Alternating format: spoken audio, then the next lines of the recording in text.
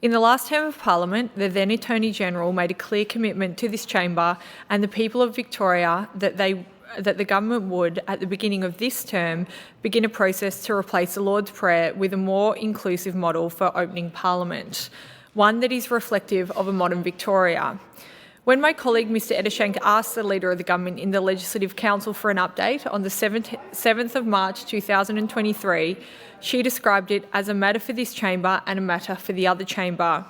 Similarly, when asked again by Mr Eddershank, the Attorney-General responded that this issue has been well canvassed in the Upper House. Any changes to standing or sessional orders relating to the commencement of the day proceedings are a matter for the House.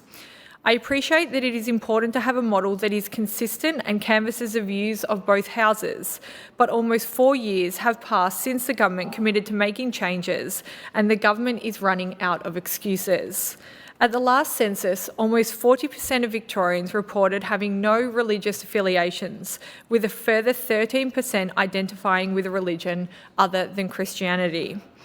In 2021, a range of community and faith groups came together to sign an open letter in support of removing the Lord's Prayer from parliamentary proceedings. These included the Jewish Community Council of Victoria, the Victorian Council of Churches, and the Buddhist Council of Victoria.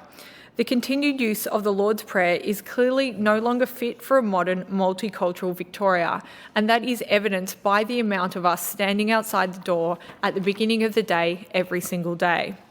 The action that I seek is for the Leader of the Government to update us all on the progress being made to work with the Leader of the Government in the other House on developing a replacement for the Lord's Prayer for both chambers of this Parliament before the term is over.